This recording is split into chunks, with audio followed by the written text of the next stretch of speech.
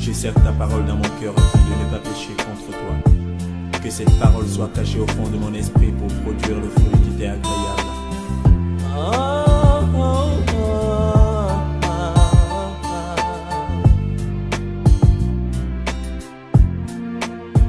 Plus que jamais j'aime ta parole.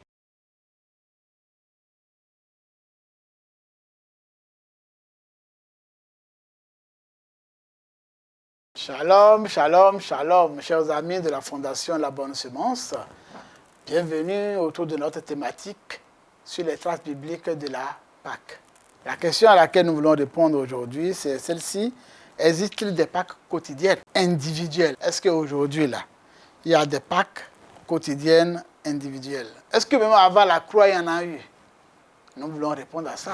Parce qu'il y a la Pâque communautaire qui appartient au peuple juif, aujourd'hui appartient aux chrétiens dans leur ensemble. Mais est-ce que chacun de nous pouvons vivre des Pâques? Nous disons que Jésus-Christ est le même hier, aujourd'hui et éternellement. Avant la croix, oui, il y avait eu des Pâques, il y avait eu des délivrances. La mort était passée outre certaines personnes. Nous avons l'exemple de Daniel dans la fosse aux lions. Quand on regarde l'histoire, nous voyons qu'ils avaient été jetés dans la fosse aux lions, des lions affamés, des lions qui devaient les dévorer. Mais Dieu a fermé la gueule des lions et les a délivrés d'une mort certaine. Oui, pour eux, ils ont vécu une délivrance. Leur vie a échappé, leur vie a été épargnée. Ils ont vécu une certaine forme de Pâque dans la fosse aux lions. Il y a eu Shadrach, Meshach et Abednego dans la fournaise ardente. Oui, le roi était sûr, puisque la fournaise avait été chauffée, surchauffée. Ils étaient sûrs qu'ils allaient brûler. Mais lorsqu'ils ont été jetés dedans, lorsqu'ils sont partis regarder, ils ont vu qu'il y avait une quatrième personne là-bas. C'était la personne de Jésus-Christ dans la fournaise ardente. Jésus était avec eux. L'ange de l'Éternel était avec eux. Et puis quand on leur a demandé, est-ce que Dieu vous a sauvés? Oui, notre Dieu nous a sauvés. Ils ont vu. Et là, le roi était sidéré. Ceux-là ont vécu des Pâques individuelles. Oui, notre Dieu est le même hier, aujourd'hui et éternellement. Et même après la croix, nous avons vu Pierre dans la prison. Dans Acte 12, verset 1 à 11, Dieu a permis qu'il soit délivré. Il a vécu un miracle et sa vie a été épargnée. Nous avons également vu Paul dans la prison, dans Acte 16, là où on leur a posé la question. Que faut-il faire pour que je sois sauvé? Lorsque le geôlier était tout tremblant, il a dit, crois au Seigneur Jésus-Christ, tu seras sauvé, toi et ta famille. Et aussi dans Acte 23, verset 26 à 33. Ça, Niès lui rapporta le complot. Quoique leur jugement ne vienne pas de Dieu, mais des hommes, Dieu leur a permis de passer outre. Oui. Donc, il y a des délivrances. Et personnellement, j'ai vécu tellement de miracles dans ma vie. Je suis sorti d'accidents programmés. Puisque j'avais vu en songe des accidents qui avaient été programmés sur ma vie. Mais Dieu m'a délivré de cet accident mortel.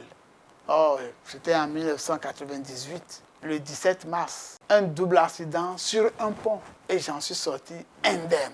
Parce que, arrivé à un moment donné, le volant de mon véhicule ne commandait pas les pneus. Et j'ai pris sur le pont alors que le pont était en virage. Je suis parti dans le mur 3 fois. J'ai baissé ma tête sur le volant. J'ai mis mes 2 mains sur le volant. Et puis, je ne faisais que crier, Seigneur Jésus, sauve ton serviteur. Seigneur Jésus, sauve ton serviteur. Seigneur Jésus, il faut que tu sauves ton serviteur. À un moment donné, la voiture a quitté la route et s'est retrouvée dans le sens opposé de la tête du véhicule. Une voix m'a dit, tu peux sortir. Quand une autre voix m'a dit, non, respire un bon coup. Mais au moment où j'ai respiré un bon coup, un autre véhicule dérape de là-bas et vient me prendre en face. Wow! Un grand choc.